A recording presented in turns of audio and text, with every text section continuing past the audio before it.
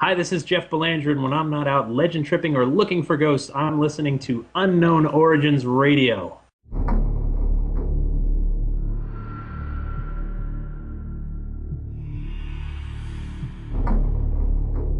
We live in a world filled with the unknown. Ghosts and spirits wander through our physical dimension. Undiscovered creatures lurk in the shadows, and strange lights and craft seem to dominate our skies. Modern science refuses to acknowledge their existence, yet credible eyewitnesses are convinced these things are real, and it's up to independent researchers to search for the truth. Welcome to Unknown Origins Radio. Good evening, everybody, and welcome to another edition of Unknown Origins Radio, where once again, yes, we talk about everything having to do with this strange and paranormal. And tonight, as usual, I'm joined by our co-hosts. Well, first of all, I'm Mark Johnson. I guess that would help if I announce who the hell I am. You know, people tuning in. Who is that guy? I'm your host, Mark Johnson. Joining us are our co-hosts, Carrie Ann Versace. Hey, Carrie Ann. Hey, Mark. And Lauren DePinto. How you doing, Lauren? I'm doing pretty good, Mark. So how are the two kitties doing? Lauren, you picked up a couple of new cats? Yes, I adopted two kitties this week, an adult cat and a kitten, and they're wonderful. What a wonderful addition to our family. Beautiful. I'm having such a good time. My wife, yes, you have to come. My wife's jealous now. She's talking, oh, we need to go get another one. It's like, oh, God. Uh-oh, I'm going to be causing a lot of problems, aren't I, on Facebook? Sorry. Sorry in advance. Too many cute pictures on Facebook. I'm sorry. Aw, They must be deleted. Anyway, we've got a wonderful show for everybody tonight. We got a fantastic guest. I'm really excited to announce him. But before we do, once again, we're going to be spending the next few shows leading up to March to talk about, of course, you guessed it, Phenomenology 104. Woo-hoo! And what's it called this year? They're calling it Parapalooza. Yeah, Parapalooza. So tickets are now on sale. They've announced their full guest list. They've got everybody in the paranormal that's been invited to this event. So be sure to go to phenomevents.com. You can buy your tickets. It's March 22nd through the 25th. We are going to be there. Unknown Origins Radio will be there this year. Of course, it's my first year, but you two have, you had your debauched fun last year. That's a good way to put it. That's fun. Yeah, and I did want to say they added Chris Williams from Ghost Hunters International recently, so that's a big bonus for them this year. Mm-hmm. Lots of great guests. A lot of friends of our show here. Patrick and Burns and Marley Gibson are going to be on. John Zaffis is going to be on. Oh, my God. Who else? Chip Coffey is going to be there. Who else? Help me here. There's so many I can't remember. Chris Fleming, Aaron Sagers. Ben Hansen from Sci-Fi's Fact or Faked. Yeah. So we're Jeff Ballinger, sure. Yep. So we're going to have a wonderful time. So be sure to get your tickets, come on down, see us all in person. We're going to have a blast, I guarantee it. God, and Scared. Oh, yeah, and Scared. Yeah, you kind of forgot about them, don't you? Oh, my God, you can't forget about them. How can I forget about my Scared? Well, anyway, getting into tonight's show, we have a great guest. We're really excited that he was able to come on. And I'm going to get right into introducing Mr. Cliff Barackman from the Animal Planet hit show, Finding Bigfoot. How are you doing tonight, Cliff? I'm doing great. Thanks for having me on. Oh, well, thank you very much for coming on. We're really excited to have you here. And I have to admit, I'm an unabashed fan of the show. You last season you guys came in and just did 6 episodes, and now for this season they've picked you up for how many episodes this season? Well, let's see. Technically, I guess it's 11 if you count the California Bluff Creek 2-hour special as one episode. So we did that one, which aired on Halloween or the day before, I believe, and then we did 10 others, which will be airing all throughout the beginning of the year here for season 2.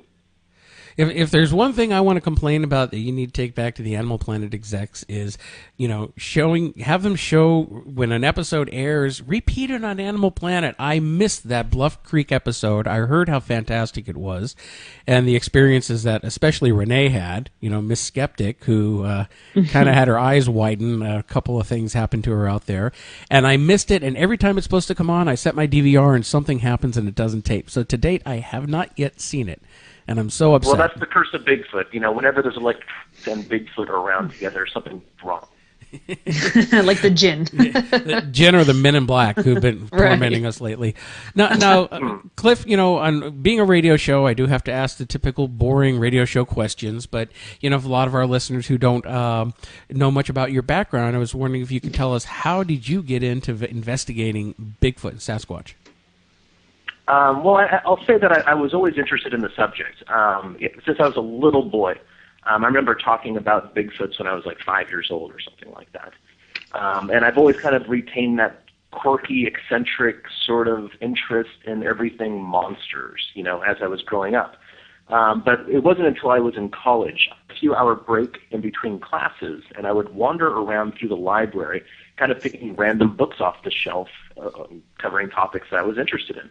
And one day I stumbled into the anthropology section, and I pulled a book off the shelf that had a collection of scholarly papers written on the Sasquatch.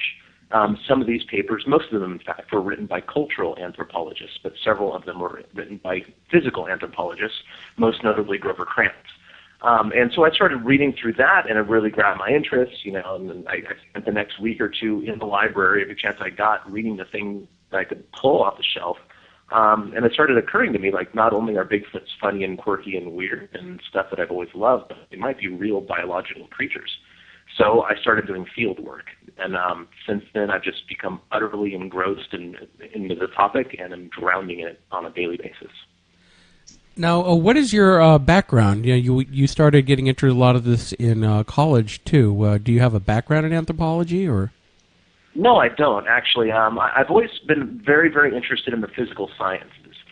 For a while, I was a physics and astronomy major in college until I encountered Calculus 2, which kind of turned me off of that subject pretty quickly. I played around with marine biology because I used to work in fishing tackle stores and whatnot when I grew up in Southern California. I was fishing the islands and fishing tuna and stuff like that in Mexico and stuff. So I really enjoyed that. So I've always had a keen interest towards the physical sciences. I eventually landed in the music department, and I have a degree in jazz guitar, of all things. From there, awesome. I moved on, and even though I still do gigs, I played a jazz guitar duet around here in Portland, Oregon. We're called Mo Strings Attached.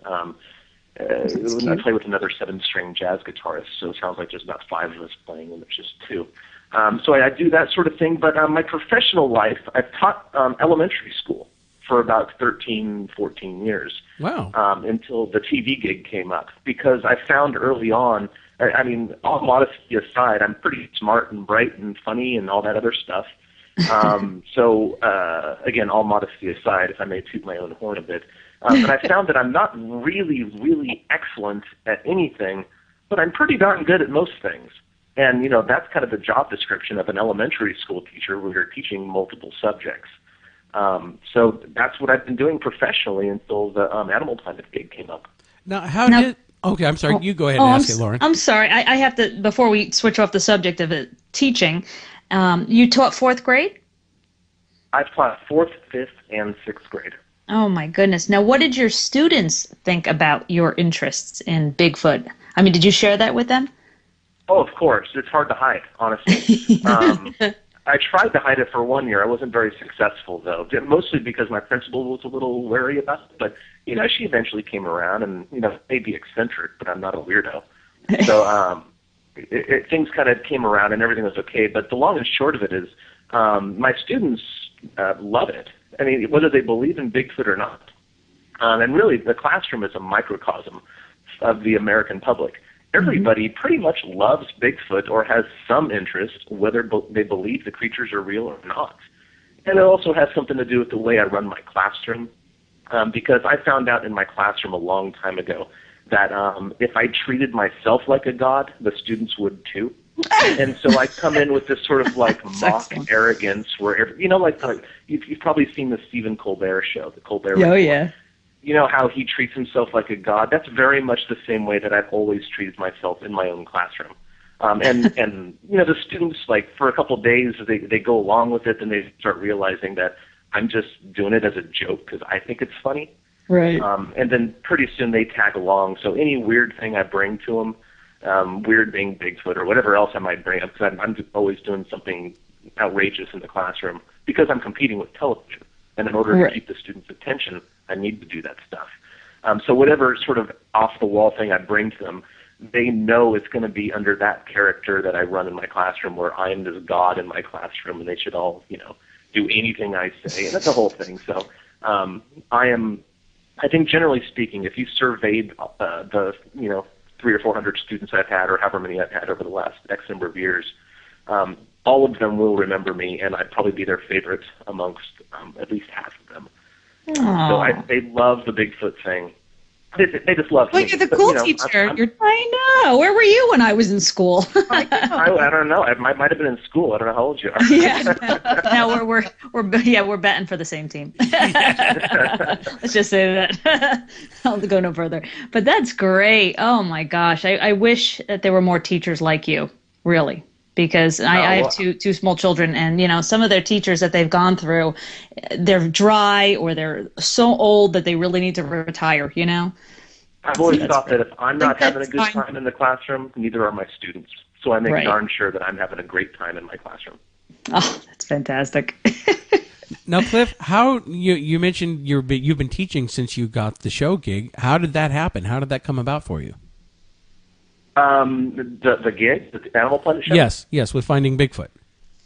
Basically, our production company, Ping Pong Productions, which is a great company. They do Destination Truth and a few others. I think they have like 4 or 5 shows in the air, if I remember right.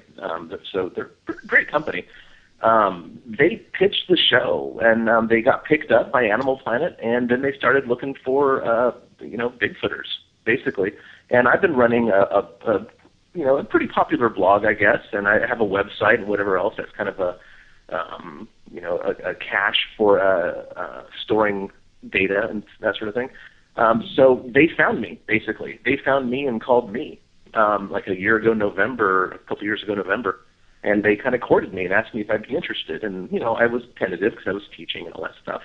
And so I sent them some clips. In the meantime, I'd done some Monster Quest. I did Monster Quest once, and I did that Bob Saget gig, and so there was some stuff of me on television.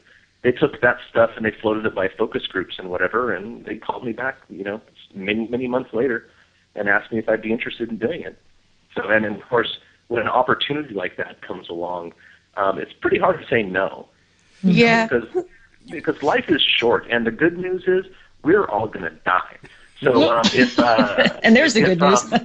There's great news. That means you can make mistakes, and it won't be long until those mistakes don't matter anymore. Wow. I love that attitude. I mean? That's very cool. That's cool. Take a chance. Yeah, life is crazy, and mine seems to be particularly crazy, but life is crazy. So grab the bull by the horns, go for the ride, see what happens, because existence is beautiful. And so far, some of my biggest mistakes have given me the biggest blessings. And I'm not wise enough to know what's good for me, so I'm just kind of going along for the ride. See, we have several friends of the shows that have been on several different television programs over the last couple of years, and we hear everything from good experiences to not quite so good experiences. And, it's a tough industry to be in, especially when you're worried about, okay, you shot all these shows now. Are people going to watch them? Or what are the ratings going to be like? Do you find that when you guys are doing the show that you have a lot of that pressure in the background, either from the production company or the network, to either not to beef things up, but to affect how you're doing your investigations? Yes and no. I will say when we're out on the road, as far as I'm concerned, and I think it's fair to say that no matter what I say on tonight's show, I can only speak for myself. So I can't speak for Bobo or Matt or Renee or anybody else.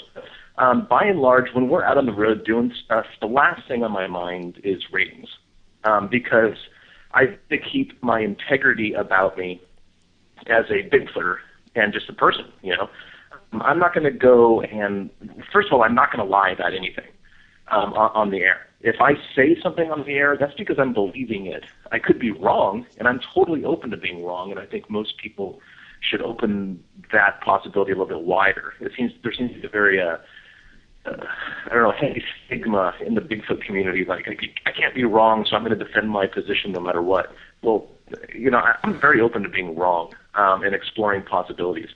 So if I say it on the show, I believe it. I'm not going to lie about that.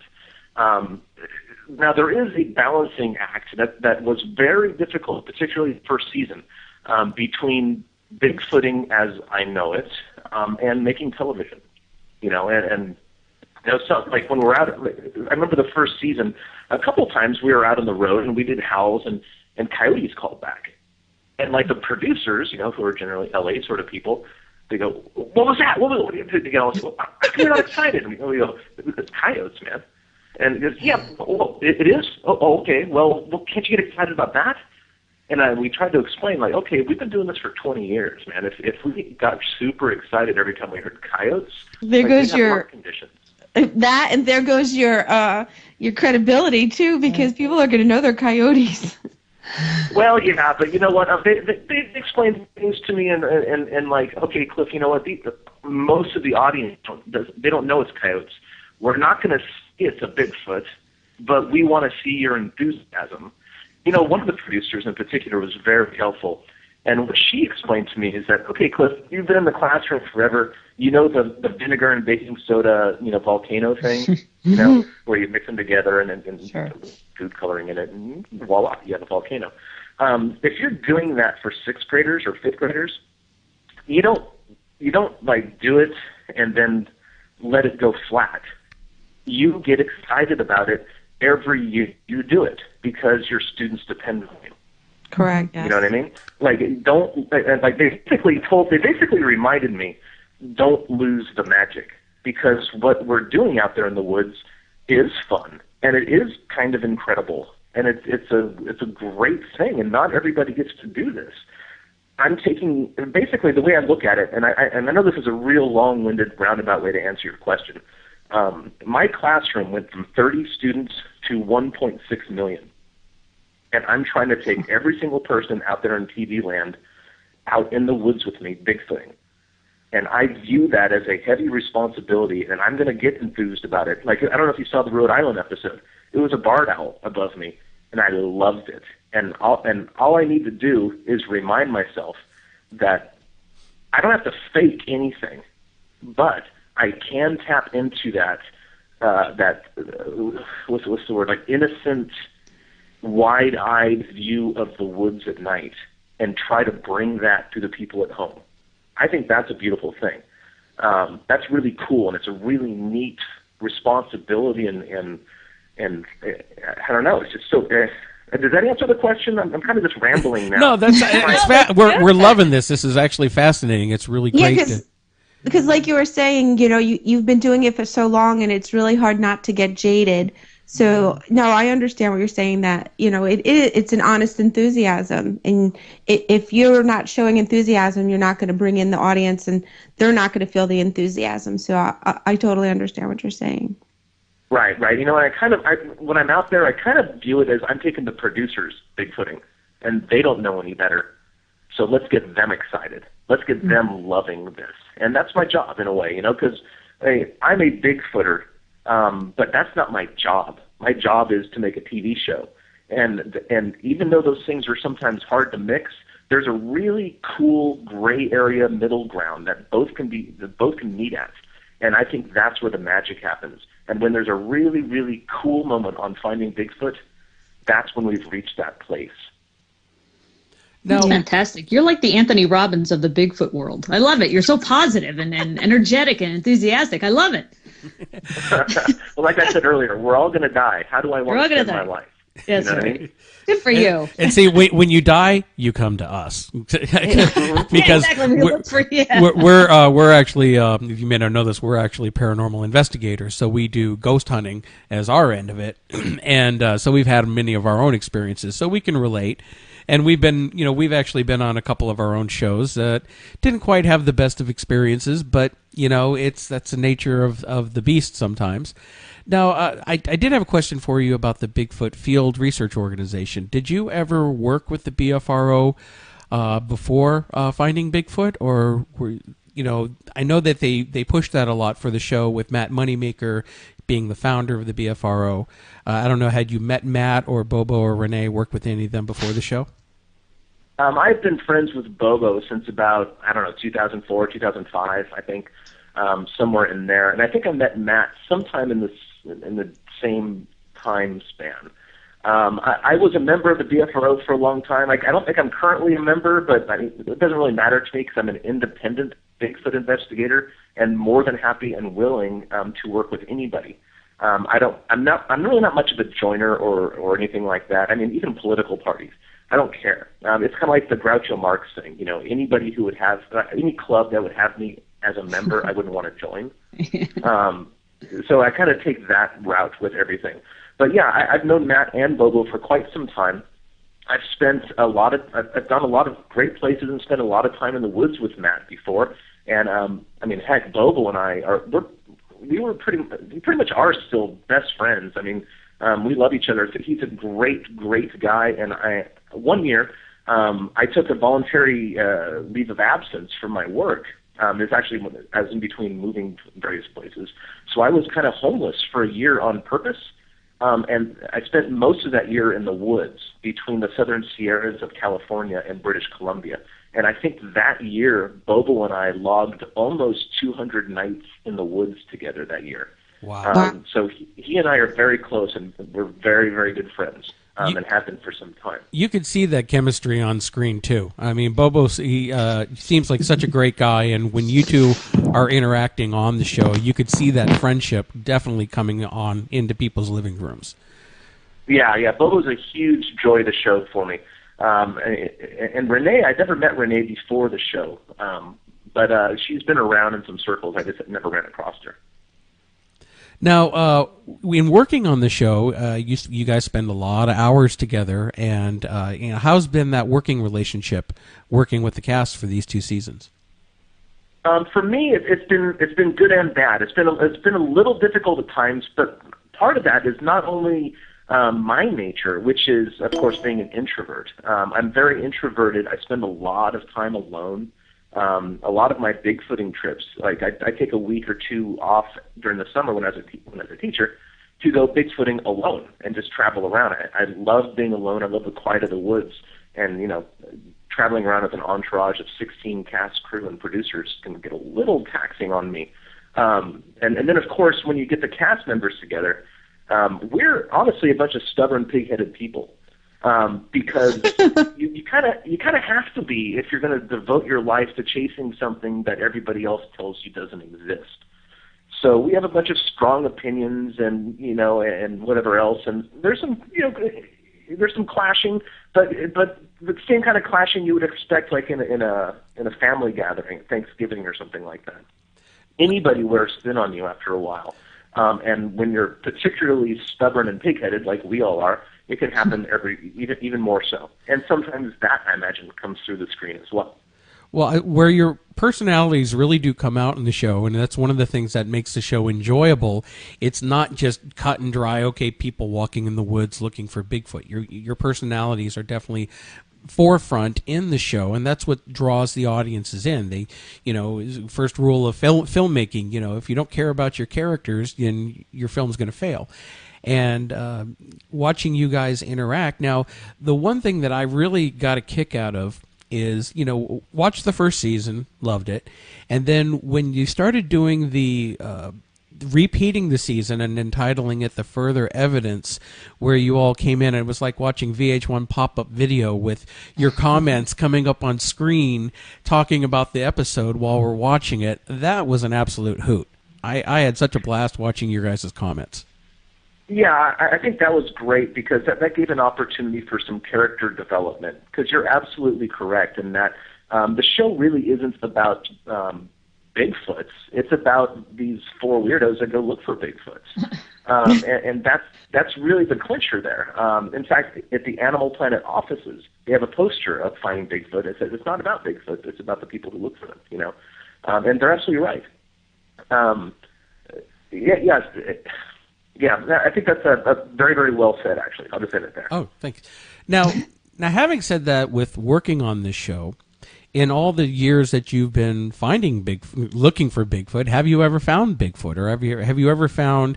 I know we've seen you find some evidence on the show, but have you ever actually seen the creature?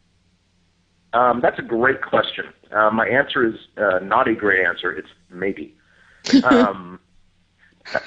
If I have seen a Bigfoot, it was actually on the North Carolina episode of Finding Bigfoot Season 1, where we investigated Mike Green's footage. One of those nights, it was actually the very, very first night expedition we ever attempted with the production company. I don't know if you recall or not, but there were these witnesses that came forward and said that they went to a spot and they had Bigfoots around them in camp and they were throwing rocks at their tent all night. Yes. We actually went to that spot, which was not easy to get to. It was a 4.5-hour walk if you took the trail, or about 45 minutes or an hour if you went off trail. So about, 1.5 miles, 2 miles in, off trail. Which is the route we took with, an entourage of 2 camera guys, a sound person, a couple producers, a horde of witnesses, and whatever else.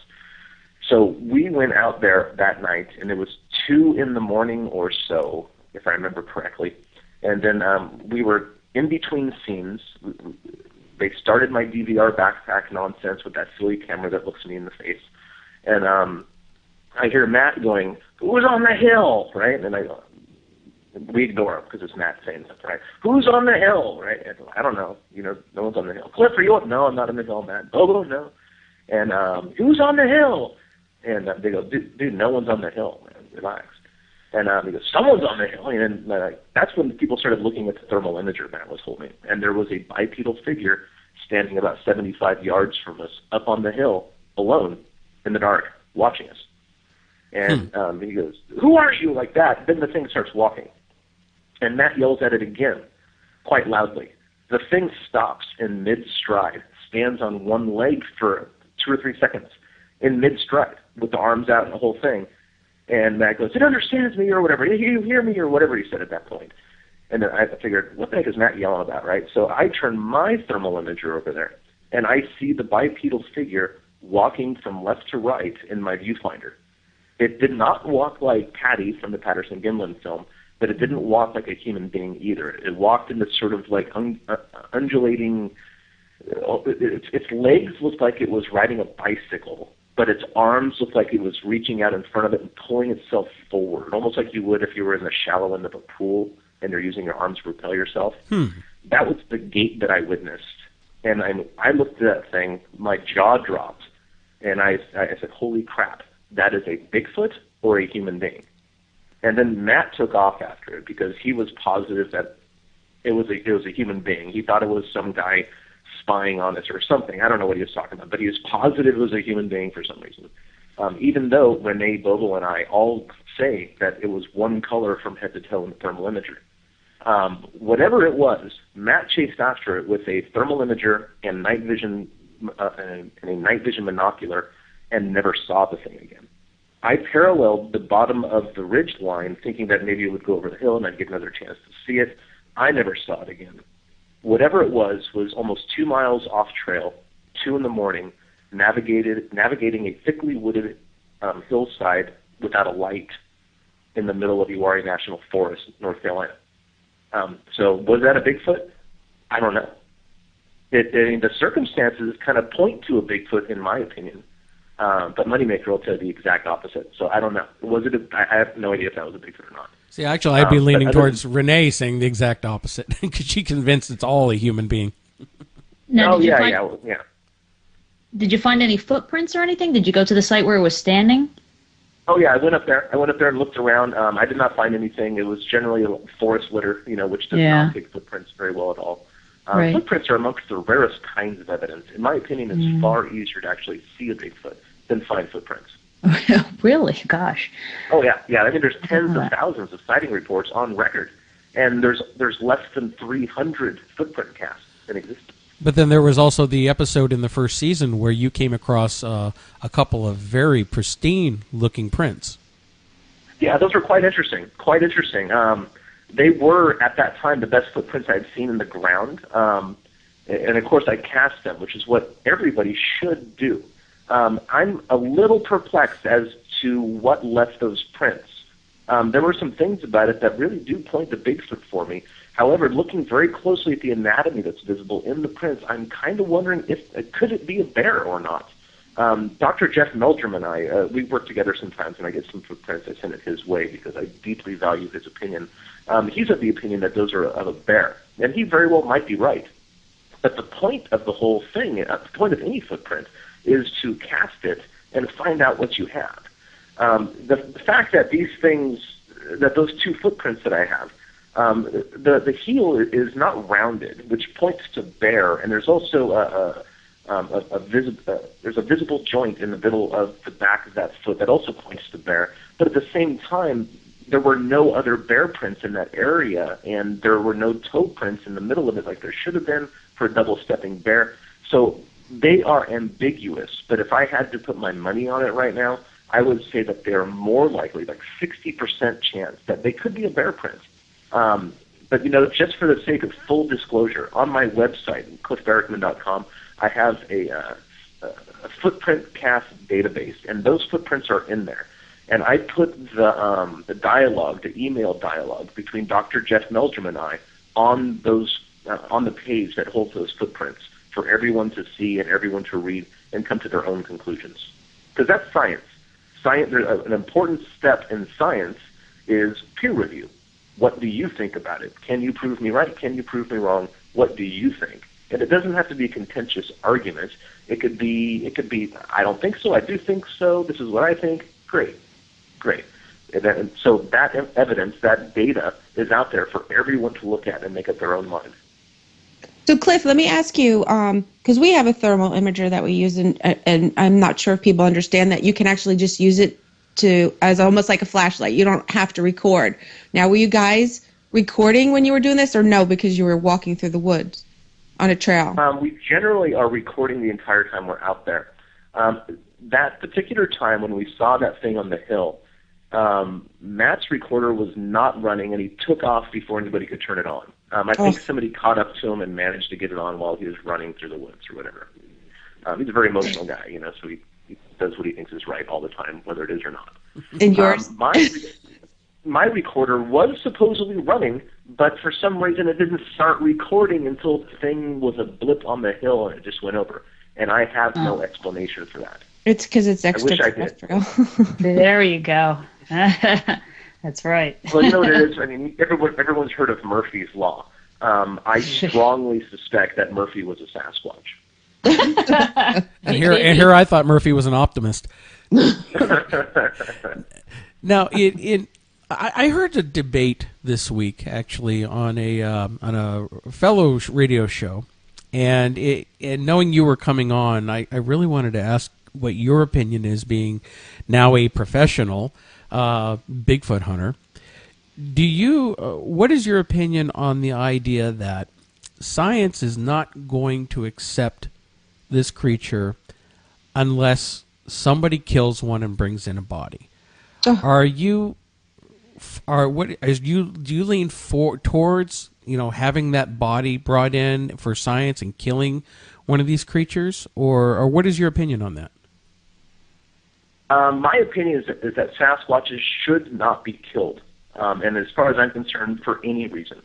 I think that killing a type specimen, that's what they're called, a type specimen, killing a type specimen of a Sasquatch is just generally kind of a rude idea. And I also think it's outdated, frankly. I think that's a very 19th century sort of Darwinistic idea. When Darwin was sailing to the Galapagos and whatnot. Hey, that's a beautiful bird. Let's kill it and find out what it is. Maybe that's suitable for earthworms or, small lizards or something like that. But I think that's totally and utterly inappropriate for any great ape. And mind you, when I say great ape, I mean the biological classification. And I include human beings in that. Human beings are primates. We do not have tails, and that makes us apes in the family of apes. A lot of people really get their hackles up about that, but it's a biological classification, and that's the way I use that. In fact, I don't think there's that big of a difference between us and the extant great apes as it is. They are intelligent, problem-solving, sentient, self-aware beings that have language capabilities. They just lack the anatomy to make the sounds. So actually, that sounds a lot more intelligent than a lot of the people I know.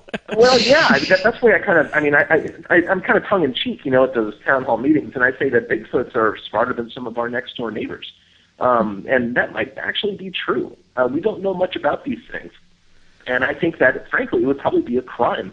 Not at this point, because it's not really on the books, unless you're in Skamania County, Washington. But I think it would be a moral crime to kill one and bring one in.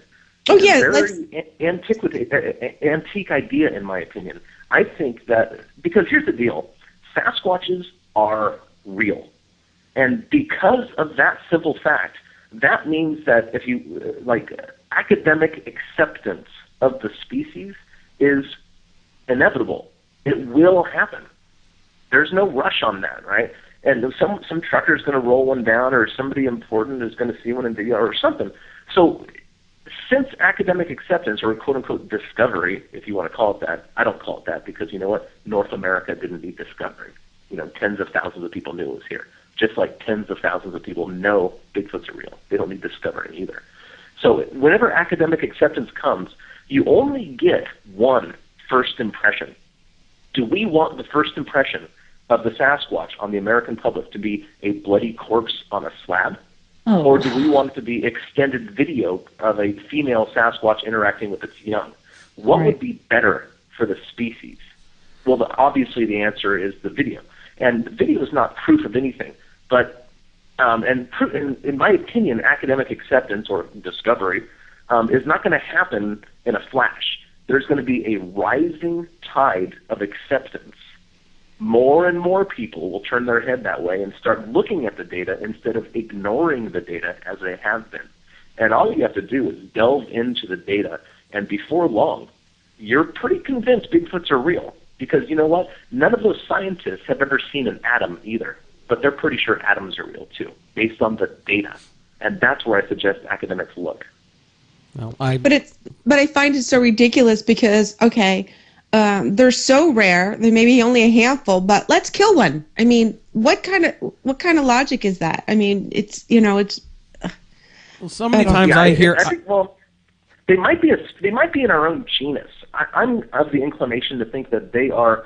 We are Homo sapiens sapiens. That's our species name. Homo is the genus name. I strongly think that they're in our genus. I could be wrong. They could be something brand new for all I know. I don't know anything. But they show a lot of signs of being very, very human-like. And, the more human-like something is, the more of a crime it is to kill it. Let's not do that. I'm encouraging acceptance, this academic acceptance based on data for the first time, and probably the most important time in all human history. I totally, completely agree with you. I mean, if there's these creatures, whatever they are, I mean, there's obviously thousands of them across not only the United States, but there's evidence that they exist almost worldwide. And, if these animals obviously have a social structure, there's been observations of families. The one video that you investigated, I believe was it Tim Green that had the what looked like the young baby Sasquatch up in the tree in New York? No, that was another. That was another video. New York baby video. That was the other, not Tim Green, the other video. And I've heard many other stories of people who've seen these as family units. There's the famous case of, I think I got the name right. Now I just got the connection. I'm laughing. Bobo. There was back in the 1800s, some miners or somebody captured what seemed to be a young Bigfoot. And they had Jacko. Jacko, that was it, Jacko. 1888 outside of Yale, British Columbia. Yes, and Jacko, they kept him for a while. They studied him for a while. But it's funny that there's these academics kept this animal, and now we basically have no record of it. And supposedly Jacko died. Was he sent over to Europe or something and disappeared? Well, no one knows what happened to him. Apparently he was held in a cage in Yale, British Columbia for a short time. And then he disappeared. Academics did not, in fact, hold him. It was the townspeople, like the railroad guys, who got him.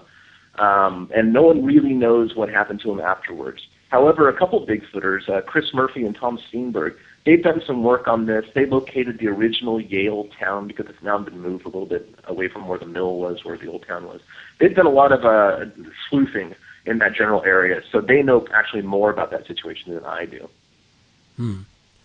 It seems to have been a lot of interactions.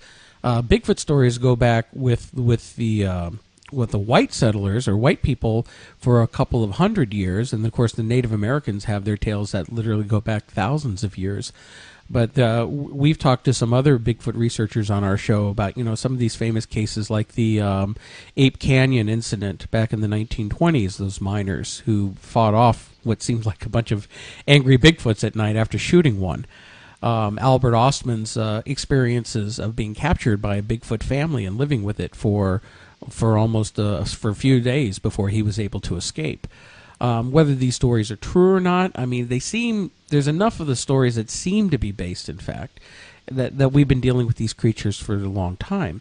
But here we are now in the 21st century. Mankind has, especially here in America, we've like exploded in our population, but yet there's still these isolated pockets out there in the continent and around the world where these things can still seem to exist and thrive.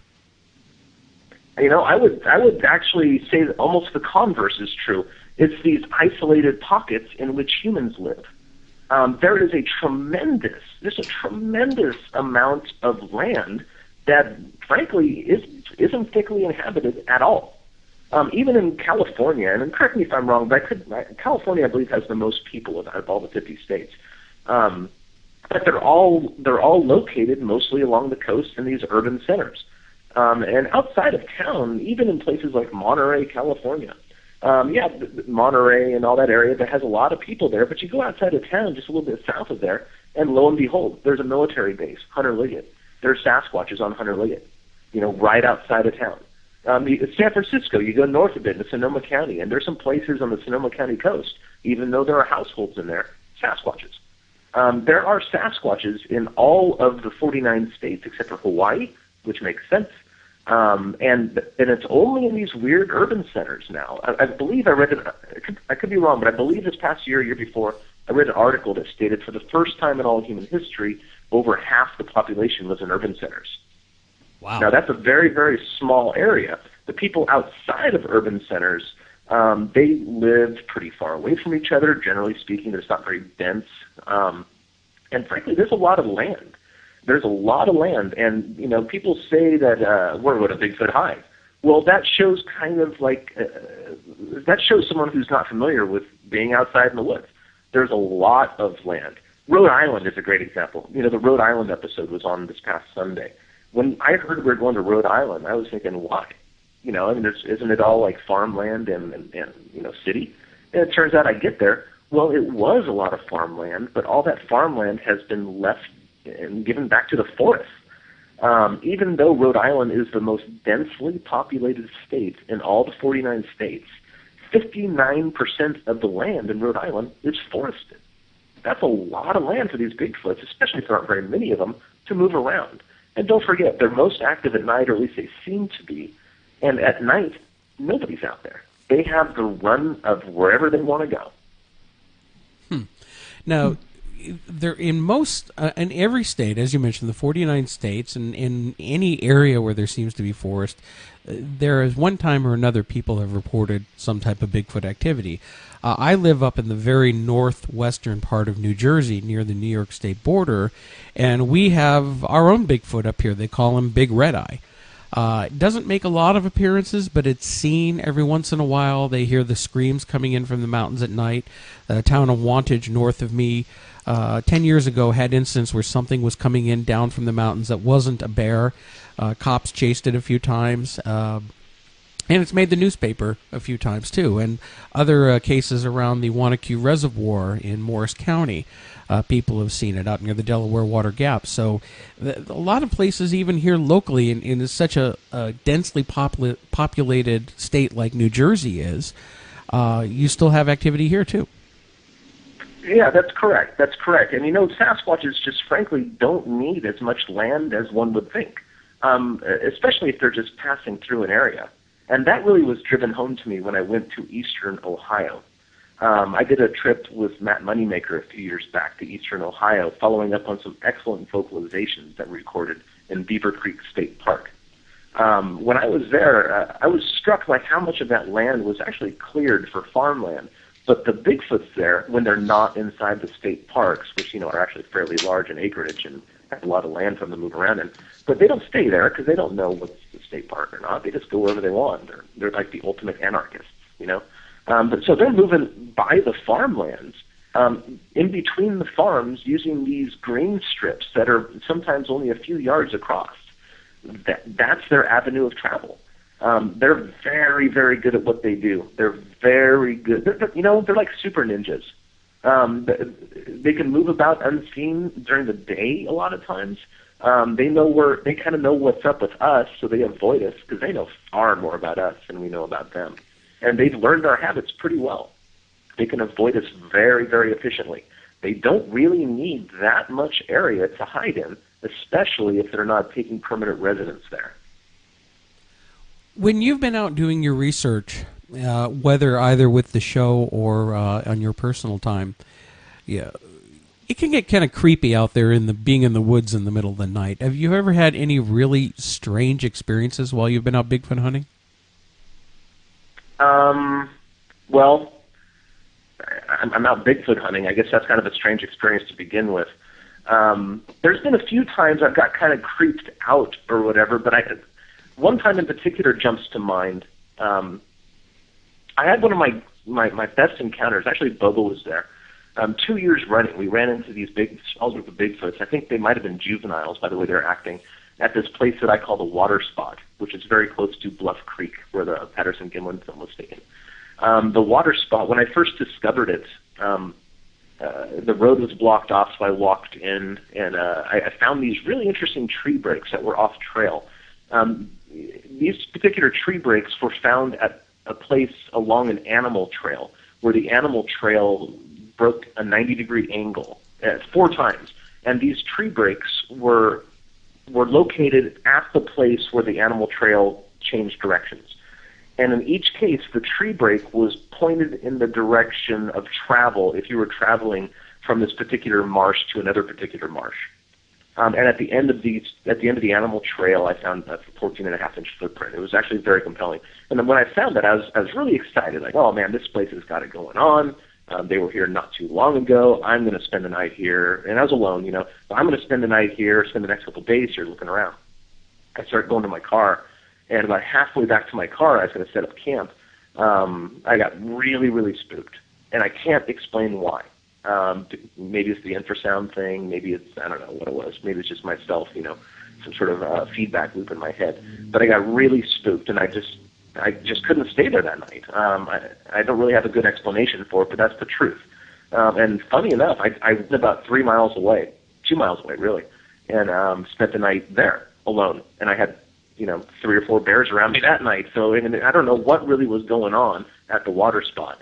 Although the next year it turned out to be one of the best Bigfoot spots I've ever run across. So maybe that's what was going on.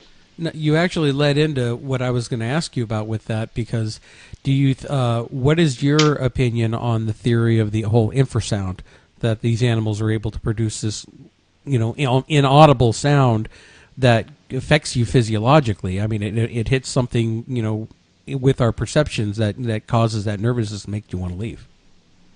I think it's a very interesting possibility, if not likelihood. They're certainly large enough to create very, very loud sounds, whether audible or not. And it seems, based on the experiences reported by witnesses, and comparing those to the results of infrasonic frequency studies, it seems very, very likely that that's what's going on with Sasquatches. When you take a survey of mammals in general, or actually animals in general, that use infrasound for various purposes, you start finding that a lot of the things that they use those for would be useful to Sasquatches. Elephants, for example. Elephants can communicate with each other for 5 or 10 miles away using infrasonic frequencies, and they actually feel those frequencies in the ground with their big feet. I'm not suggesting that Sasquatches do that, but an interesting component to infrasound is that infrasound is not absorbed by trees. Whereas, if you're out there screaming or yelling, the trees suck up all your noise. and they just absorb the sound, and they prohibit your sound from being broadcast a long distance. However, infrasonic frequencies, the sound waves, are so long and so large that the trees have no effect on them. So, and in fact, they travel through the ground. So in theory, like say Sasquatches do use infrasound, a Sasquatch on one side of a mountain can probably communicate with the Sasquatch on the other side of the mountain because the infrasonic frequencies would actually travel straight through the ground. And when you look at the naval experiments, like I don't know what decade it was, but the Navy was doing experiments on infrasound, seeing if it would be a viable use of infrasound would be a non-lethal crowd control. And so they were blasting these poor subjects with like huge doses of infrasound at crazy volumes that they couldn't hear, just to see what would happen to them. And you get things like nausea, the feeling of being watched, being scared unexplicably, dizziness, just the whole range of stuff. And a lot of those particular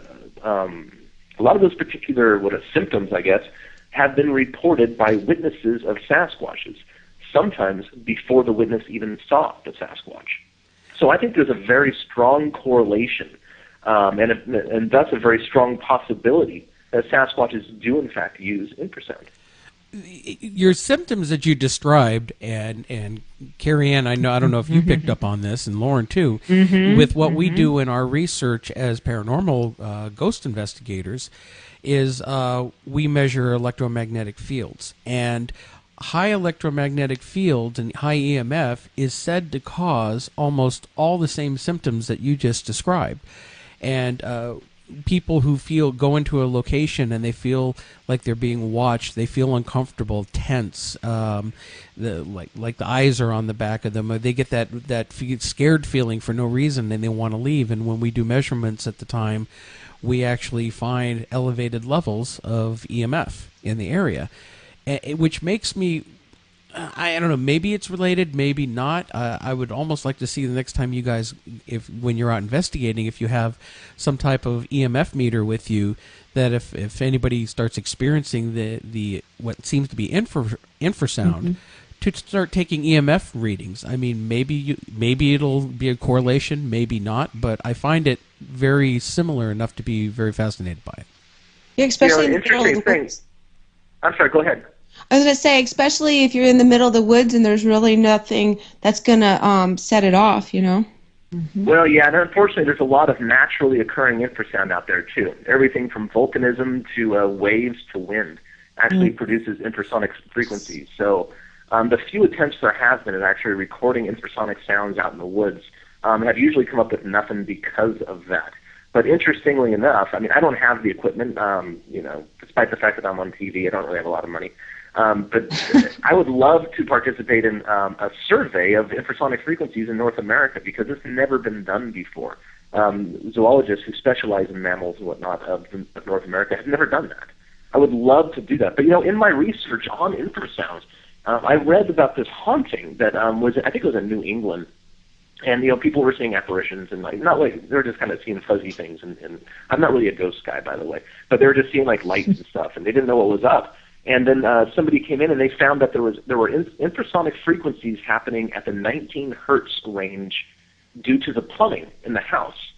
And they fixed the plumbing and the haunting went away. So as it turns out, a lot of those symptoms that people describe from infrasound might be confused with a haunting, because one of the other very subtle effects of infrasonic frequencies can be visual hallucinations. What type of equipment do you use to test for infra? That's what I was going to ask, because I need to get one. Let's see. For infrasonic frequencies, you need very specially designed microphones, because obviously microphones are made for recording sounds for people, but you can't hear infrasound.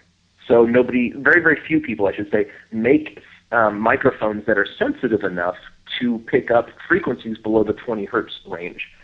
20 hertz is 20 vibrations per second. 20 hertz is generally the sound wave that humans can hear at the very lowest end of good hearing.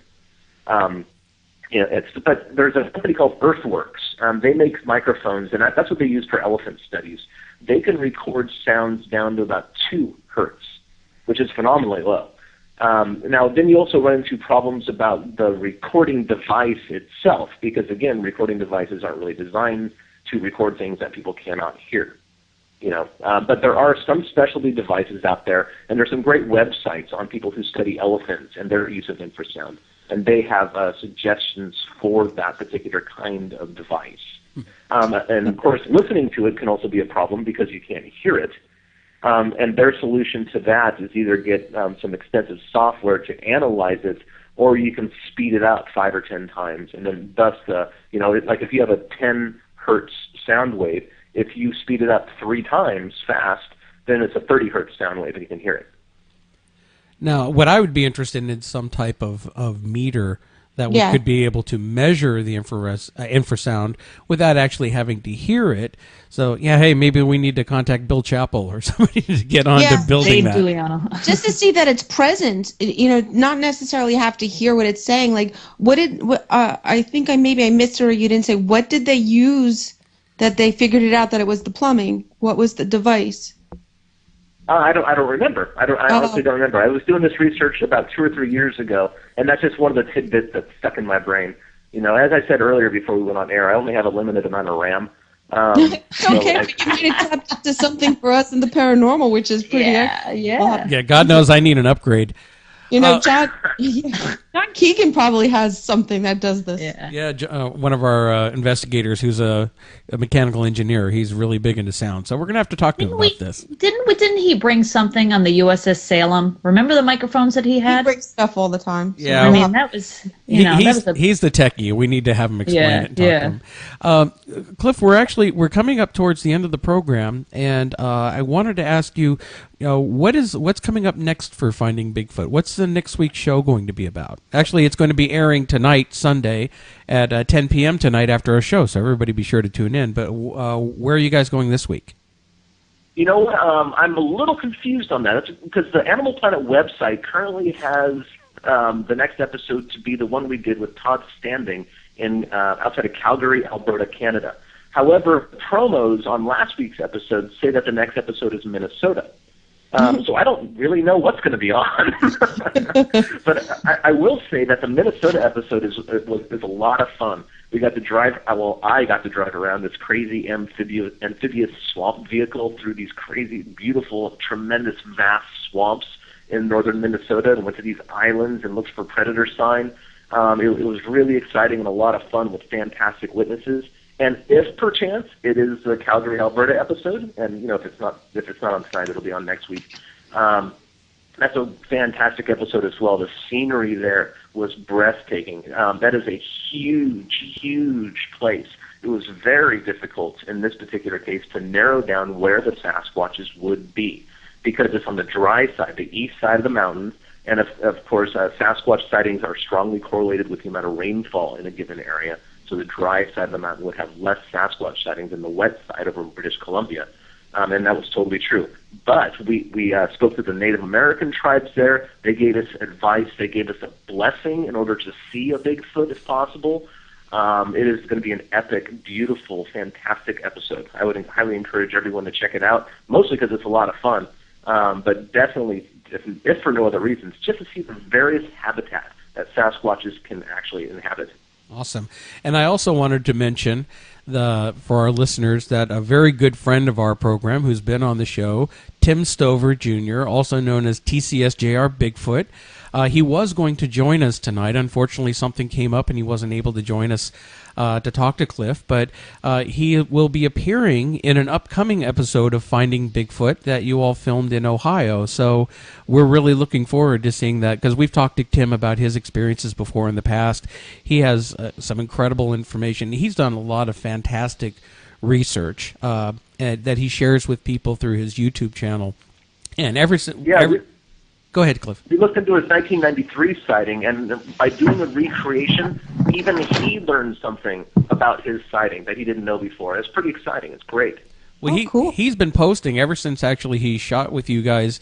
He's had several incredible experiences out in the woods, capturing more evidence. He found a pristine footprint that he was able to cast. he caught the strange eye shine one night, and the odd thing about this video is there were two creatures standing about 8 feet tall watching him from the woods, and he had his thermal camera, and when he pointed the thermal in the woods, no heat signature whatsoever. But yet the camera, you could see the eyes blink and move as the heads turn. And then he went back the next day, and he, in broad daylight, to reshoot the area. There is absolutely nothing reflective there, no houses with lights, no cars. It was a really odd, strange experience. Now, I'm not going to say it's paranormal or 100% it was Bigfoot, but he's been capturing a lot of very fascinating things, and I really encourage people to visit his channel on YouTube at TCSJR Bigfoot. Cliff, it has been fantastic having you on the show tonight. I really enjoyed talking to you. I feel we could easily go another hour. You're a lot of fun to talk to. I wish I was a kid taking your elementary school class. Me too. Well, thank you so much for having me. I do appreciate it. Well, thanks again. And thank you, everybody, again, for tuning in to another episode here of Unknown Origins Radio, where you can hear us every Sunday evening at 8 p.m. Eastern Standard Time here on the Decadence Radio Network. And we sign off with our motivational quote of the week. You can't always control who walks into your life, but you can control which window you throw them out of. Have a great night, everybody. Bye-bye.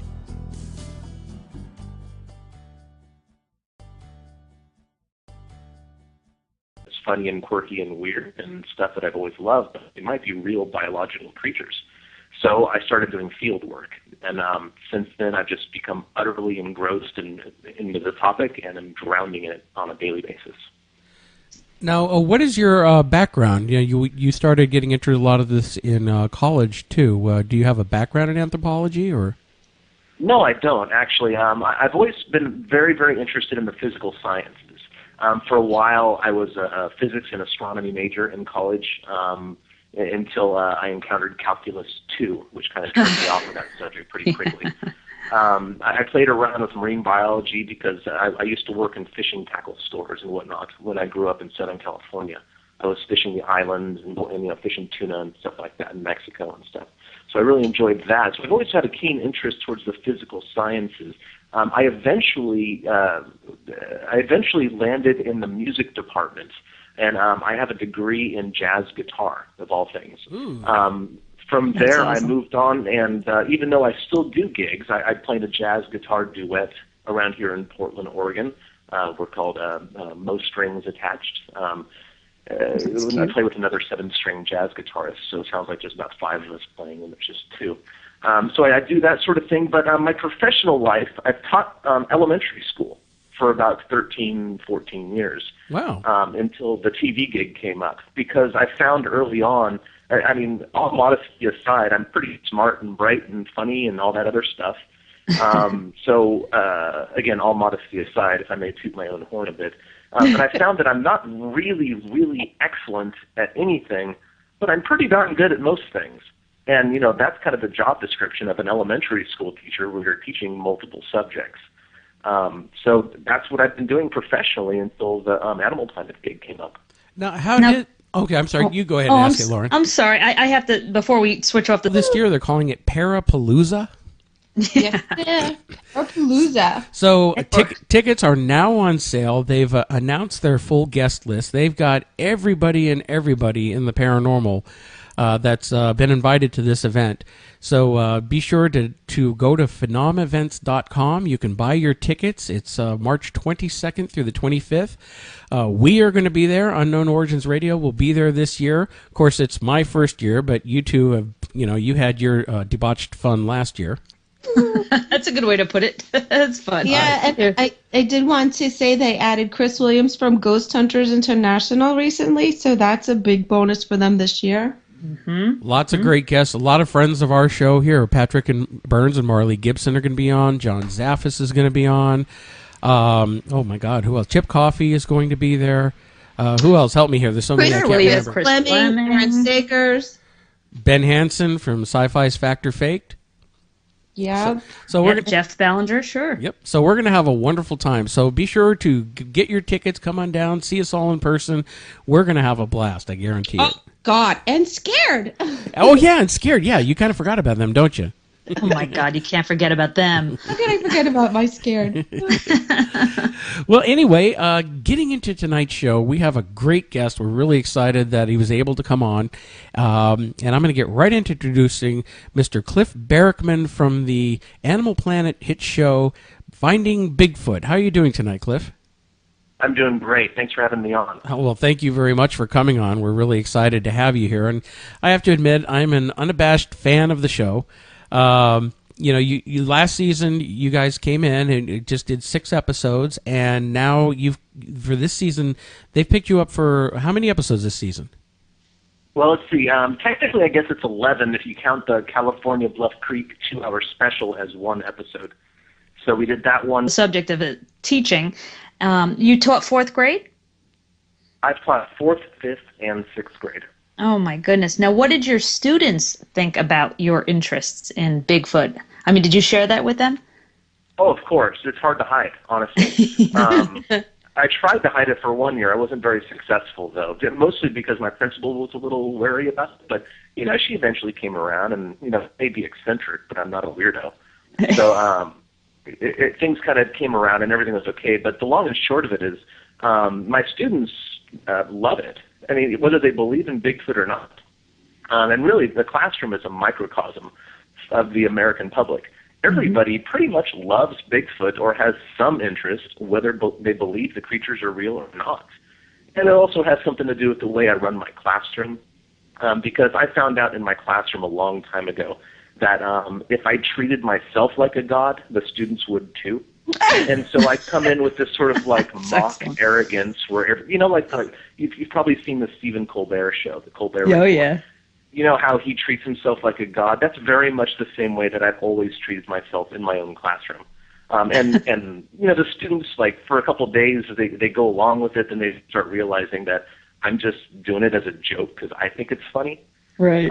And then pretty soon they tag along. So any weird thing I bring to them, weird being Bigfoot or whatever else I might bring up, because I'm just always doing something outrageous in the classroom because I'm competing with television. And in order to keep the students' attention, I need to do that stuff. So whatever sort of off-the-wall thing I bring to them, they know it's going to be under that character that I run in my classroom, where I am this god in my classroom, and they should all, do anything I say. And that's the whole thing. So I think generally speaking, if you surveyed the 300 or 400 students I've had, or however many I've had over the last X number of years, all of them will remember me, and I'd probably be their favorite. Hi, this is Jeff Belanger, and when I'm not out legend tripping or looking for ghosts, I'm listening to Unknown Origins Radio.